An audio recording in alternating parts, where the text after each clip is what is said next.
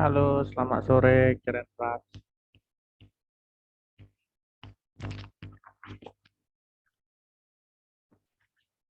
Halo, sore, Kiren Raj.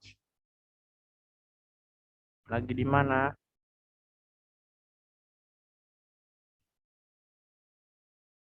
Nggak ada suaranya.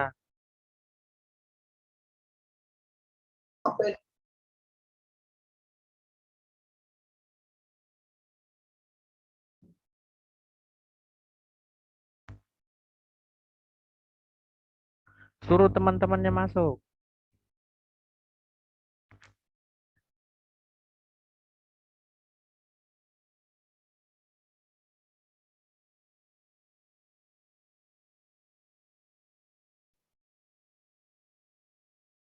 Kiren Raj, suruh temannya masuk sambil ngisi absen.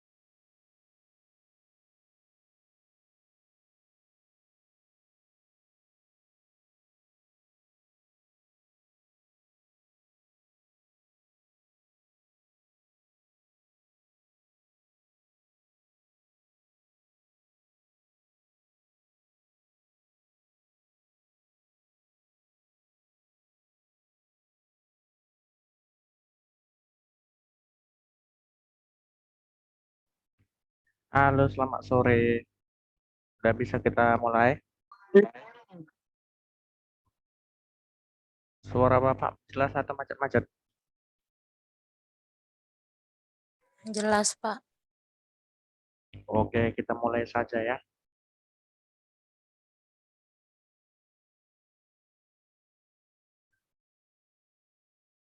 Oke, ini kelanjutan dari minggu yang lalu. Masih tentang keamanan sistem informasi yang lanjutannya. Jadi selanjutnya ada pemantau adanya serangan, kemudian ada juga nanti audit, kemudian ada backup rutin. Itu dia. Jadi materi kita itu yang mau kita bahas nanti. Kira-kira tentang minggu lalu ada mau ditanya lagi? Tidak ada. Nggak ada, Pak. Oke, udah masuk Abang Logarat. Sehat, Bang?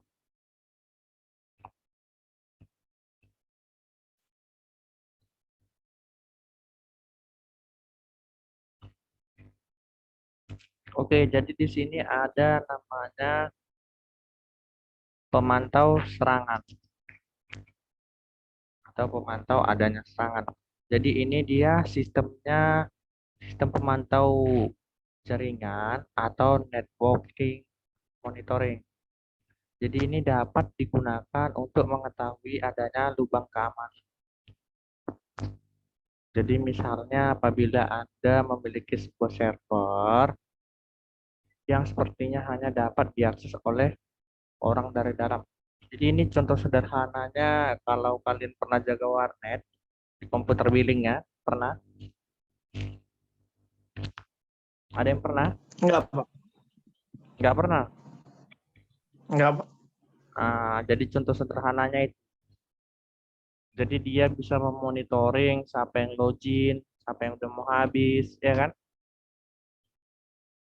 Makanya kalau udah mau habis, baru ditanya mau nambah lagi nggak nanti gitu. Itu dia. Jadi dia dimonitoring. Jadi di sini misalnya apabila Anda atau kita memiliki sebuah server yang sepertinya hanya dapat diakses orang dari dalam. Nah, sama seperti hal yang tadi, yang bisa mengakses yang itu ya ialah adalah orang yang punya warnet dan pegawai itunya kan, yang jaga billing atau kasirnya. Jadi akan tetapi dari pemantauan jaringan tersebut dapat terlihat bahwa ada yang mencoba mengakses melalui tempat lain.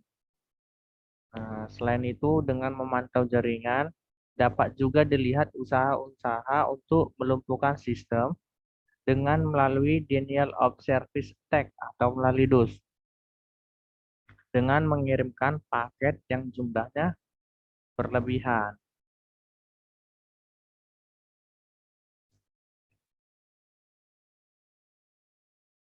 Jadi nanti di sini ada contoh-contoh program networking untuk monitoring atau manajemen jaringannya. Di sini antara lain ada Etherboy, dia bisa digunakan di Windows. Kemudian ada Etherman, dia bisa di Unix. Kemudian ada AB OpenView, dia di Windows. Kemudian ada Packetboy, dia bisa di Windows. Kemudian ada Packetman, dia di Unix. Selanjutnya ada SNMP Collector, ini di Windows. Kemudian ada Webboy, ini di Windows. Jadi lebih banyak yang di Windows. Ya, nanti bisa kalian cari-cari kalau kalian apa namanya pingin tahu, tapi dengan syarat harus ada 2 komputer atau 2 PC. Kemudian kalian gunakanlah kabel LAN untuk menghubungkannya. Kemudian install aplikasi ini, banyak yang open source bisa di-download. Nah, jadi nanti kalian gunakan kalau kalian mau coba, bisa coba sharing sama kawannya, siapa yang punya laptop satu lagi. Samping-sampingin lah tesnya. Jadi selanjutnya contoh program pemantau jaringan yang tidak menggunakan SNMP, antara lain ada iPlog, kemudian ada ICMplog, kemudian ada Uplog. Nah, jadi ini merupakan bagian dari paket iPlog untuk memantau paket IP, kemudian ICMP, kemudian UDP. Itu dia yang pertama. Yang kedua apa? Ada iTrap. Nah, jadi iTrap ini sudah termasuk dalam paket Linux Debian NetDiag. Jadi Linux Debian ini sekarang yang tertinggi udah versi 11. Versi 11. Dan ini sering digunakan perusahaan besar untuk dijadikan server. Kenapa? Karena sistem keamanannya sangat terjamin. Apalagi yang premium, yang dibeli, bukan yang gratisan. Kemudian ada NetWatch. Jadi NetWatch ini sudah termasuk dalam paket Linux Debian juga. Selanjutnya ada NTOP. Jadi ini memantau jaringan seperti program top yang memantau proses di sistem Unix. Nah, jadi di sini ada lagi yang namanya TrapSu. Jadi ini menunjukkan trafik antara host dalam bentuk text mode.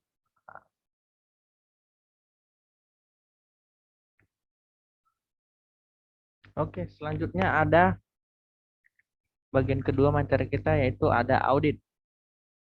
Nah, jadi di sini berikut ada 5 langkah dalam melakukan network security audit atau audit keamanan jaringan. Nah, jadi audit itu bukan hanya di bagian keuangan, tetapi di jaringan juga harus perlu diaudit. Apa saja kelima langkah itu yang ada pada jaringan untuk mengauditnya? Yang pertama, langkah pertama ada the scope of security perimeter atau ruang lingkup keamanan. Nah, jadi ini dia langkah pertama dalam proses audit. Jadi langkah pertama ini untuk mendefinisikan ruang lingkup si audit ini.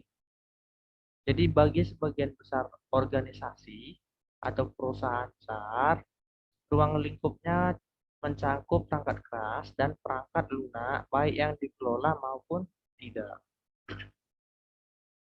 Jadi perangkat yang dikelola di sini misalnya seperti komputer atau laptop kalian, kemudian mesin, kemudian data milik perusahaan secara langsung, ataupun data customer yang sensitif. Selain itu, dari aspek manusia sebagai penggerak perangkat-perangkat tersebut.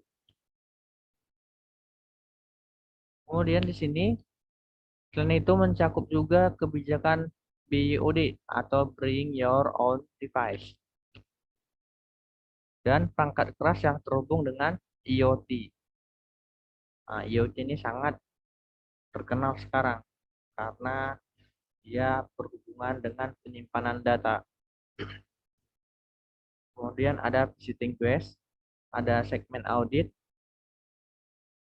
Jadi sini segmen auditnya yang tidak dikelola harus diposisikan untuk terus memperbarui visibilitas yang terhubung. Kemudian ruang lingkupnya harus mencakup semua lapisan akses. Apa saja di sini yang mencakup semua lapisannya? Ada koneksi kabel, kemudian ada nirkabel.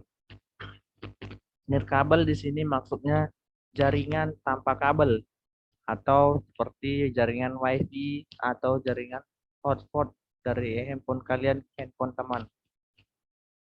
Dan VPN di sini. Sehingga dapat ditentukan perimeter keamanan bagi perusahaan tersebut.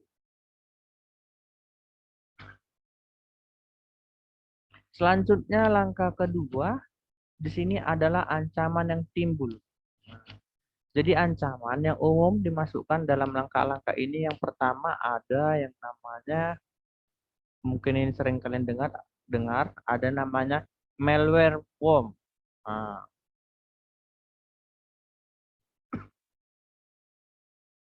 kemudian ini malware worm ini sering ya. Kemudian ada Trojan horse, ada spyware, kemudian ada ransomware. Jadi ini ancaman paling populer bagi organisasi manapun dalam beberapa tahun terakhir. Jadi kalian hati-hati kalau kena virus ini harus diinstal ulang dan datanya harus dibuang karena belum belum ada antivirus yang ampuh untuk membersihkan ini. Jadi nanti tipenya kalau kalian sudah diserang, tipenya NUSM Jadi dia mau file musik kalian, mau file PDF kalian, mau file apalagi Microsoft Word atau Excel kalian, nanti tipenya namanya NUSM seperti ini. Ada yang udah pernah kena virus ini tipenya? Udah ada apa belum virus ini? Belum, Pak. Belum. Oke, baguslah. Jadi hati-hati kena virus ini karena memang kalau sudah kena ini ampun.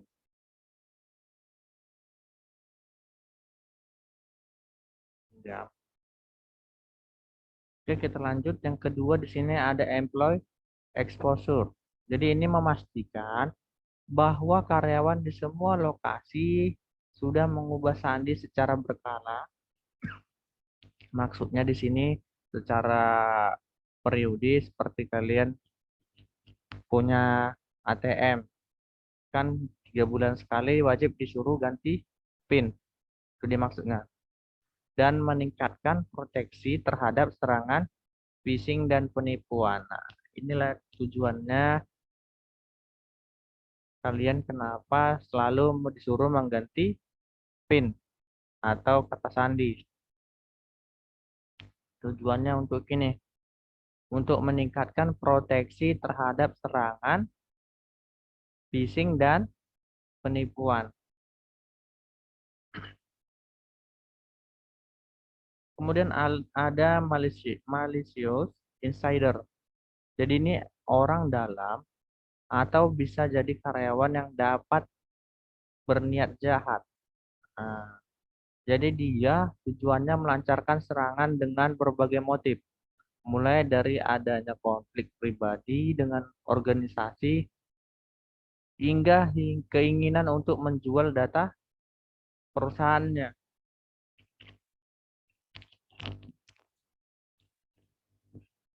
Jadi ketika organisasi sudah lebih siap menghadapi serangan dari eksternal, namun yang faktanya serangan masih banyak terjadi setelah dilakukan investigasi. Ternyata serangan itu berasal dari internal atau dari perusahaan itu sendiri atau karyawannya. Ini biasanya sering dilakukan oleh karyawan-karyawan yang sudah memiliki jabatan dan memiliki akses tetapi dengan niat jahat. Kemudian ada DDoS attack. Jadi jenis serangan ini ialah jenis serangan terhadap sebuah komputer atau server di dalam jaringan internet dengan cara menghabiskan sumber atau resource yang dimiliki oleh komputer tersebut sampai komputer kalian tidak dapat menjalankan fungsinya dengan benar. Jadi secara tidak langsung mencegah pengguna lain untuk memperoleh akses layanan dari komputer yang diserang. Kemudian ada BOD. BOD, jadi perangkat ini cenderung lebih mudah diretas karena adanya sebuah kebijakan di mana perusahaan atau organisasi memperbolehkan karyawannya untuk membawa gadget mereka untuk digunakan dalam bekerja. Contohnya apa saja yang termasuk gadget seperti laptop, ponsel pintar kalian atau smartphone Android kalian, kemudian atau komputer tablet. Selanjutnya ada physical breaches, kemudian natural disaster. Jadi ini tidak terlalu umum, tetapi tetap sangat berbahaya ketika terjadi serangan. Itu dia. Langkah ketiga ada yang namanya prioritizing and risk scoring. Jadi dia menentukan prioritas dan risiko. Jadi di sini ada banyak faktor yang menciptakan prioritas dan penilaian terhadap risiko. Jadi, cyber security trends merupakan Sistem keamanan yang bekerja dengan network access control system dan menjadi sebuah faktor ancaman yang paling umum pada saat sekarang ini. Selanjutnya ada compliance. Jadi ini termasuk jenis data yang harus ditangani.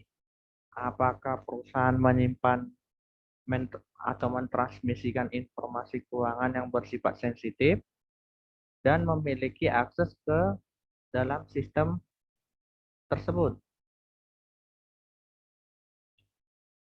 Kemudian ada organisasi histori. Jadi ini, apakah organisasi pernah mengalami pelanggaran data atau serangan cyber di masa lalu? Jadi cerita lamanya perusahaan itu jaringannya pernah diserangkah atau tidak. Kemudian ada industri trend.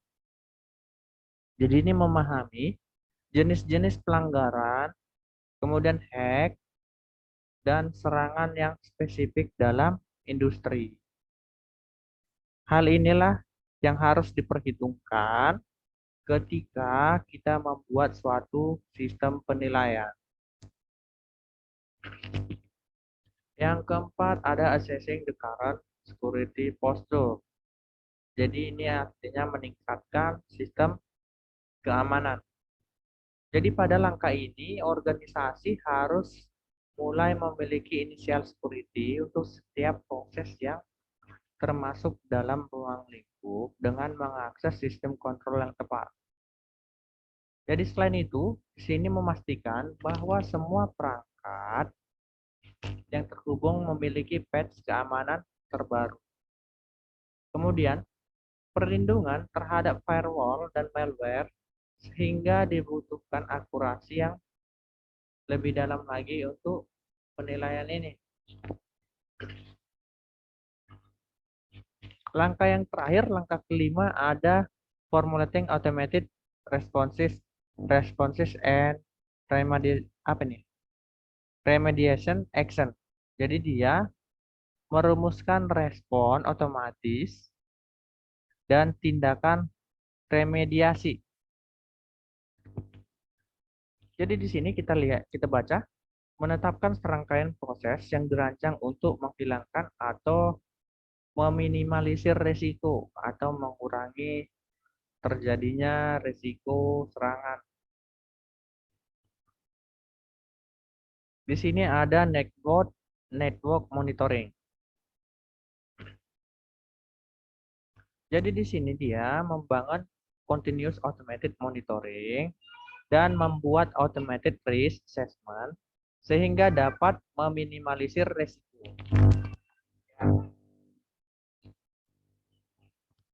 Jadi di sini cyber offenders bertujuan untuk mendapatkan akses ke jaringan dengan mengaktifkan perangkat lunak secara otomatis. Hal ini juga dapat memberikan perhatian pada device baru, kemudian pembaruan ataupun perubahan software security patch atau firewall installation dan malware protection. Jadi idealnya di sini pada CISO atau Chief Information Security Officer selalu dapat waspada terhadap adanya perangkat lunak dan aktivitas yang abnormal. Nah, jadi abnormal ini perlu dicurigai. Kemudian di sini ada software update. Jadi memastikan bahwa setiap orang yang berada dalam jaringan telah melakukan pembaruan sistem ataupun perangkat lunak. Itu sebabnya kenapa di Android kita sering meminta update setiap aplikasi ataupun sistem di Android-nya. Jadi tujuannya di sini untuk untuk mengamankan sistem keamanannya karena mereka selalu mengupdate di mana lubang-lubang untuk masuk serangan itu. Dan untuk mengupdate fitur-fitur barunya. Makanya di sini software update. Jadi di sini dia tadi maksudnya telah melakukan pembaruan update ataupun perangkat lunak terbaru seperti firewall juga termasuk. Jadi sangat disarankan untuk memanfaatkan fitur bawaan dalam network access control software. Selanjutnya data backup dan data segmentation. Di sini langkahnya yang relatif sederhana namun penting karena karyawan diharuskan untuk melakukan backup data yang konsisten dan sering. Jadi hal tersebut akan meminimalkan risiko jika terkena malware atau physical cyber attack. Jadi seperti perusahaan-perusahaan retail seperti Indomaret, Alfamart misalnya, jadi mereka setiap hari transaksinya itu di backup dan dikirim ke server. Tujuannya apa? Apabila komputer di toko rusak ataupun kebakaran ataupun ada hal-hal yang tidak diinginkan, data yang lama masih bisa ditarik kembali dari komputer server yang ada di kantor pusat. Itu dia. Ini dia backup secara rutin tadi. Jadi di sini seringkali tamu tidak diundang atau intruder masuk ke dalam sistem yang merusak sistem dengan menghapus berkas-berkas yang dapat kita temui. Jika intruder ini berhasil menjebol sistem dan masuk sebagai super user atau administrator, maka ada kemungkinan dia dapat menghapus seluruh berkas penting yang ada di komputer kalian. Jadi untuk itu, di sini maksudnya adanya backup yang dilakukan secara rutin merupakan sebuah hal yang esensial. Jadi bayangkan apabila yang dihapus oleh tamu tak diundang ini adalah berkas penelitian, tugas akhir, ataupun skripsi kalian yang telah dikerjakan selama bertahun-tahun ataupun berbulan-bulan untuk sistem yang sangat esensial. Maka oleh sebab itu, secara berkala perlu dibuat backup yang letaknya berjauhan secara fisik. Misalnya, kalau kalian sudah di ACC bab 1 kalau skripsi, langsung kirimlah ke email yang sudah di ACC itu. Bab 1 ACC buat sudah. Jadi kalau besok laptopmu dirampok ataupun pecah ataupun kena banjir, maka bisa diambil dari email backupnya. Itu dia tujuan backup. Jadi hal ini dilakukan untuk menghindari hilangnya data akibat bencana ini ya, seperti kebakaran, kebanjiran, dan lain sebagainya. Apabila data-data di backup akan tetapi diletakkan pada lokasi yang sama, kemungkinan juga data akan hilang jika tempat yang bersangkutan mengalami bencana seperti kebakaran. Nah, ini dia. Misalnya nih, ya maksudnya komputer servernya di kantor itu, terus komputer kliennya di kantor itu juga, terus kantornya kebakarannya sama-sama apes, hilang semua. Nah, tetapi kalau di backup komputer server misalnya beda kota, di kantor pusat di Jakarta, 2 kali di backup, ada di kantor cabang di backup, di kantor pusatnya di Jakarta di backup, bisa. Jadi kalau kita yang pribadi kan nggak ada di komputer server, ya backup lah di flash disk dan lebih aman di email. Kalau di flash disk dia bisa hilang flash disknya kan, bisa dicuri orang. Oke, sampai di sini ada mau ditanya? Materinya sudah selesai. Bagaimana Hartika, Togarat, Santia, Misa, Simina, Nggak ada, Pak. Erlina, bagaimana? Pada lagi ngapain ini? Hilang gambar. Lagi ngapain kalian? Sambil tidur.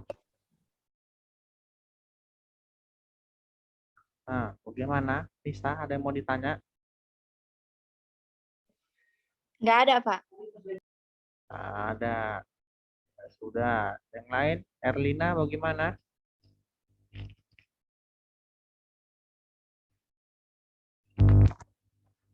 Nggak ada, Pak.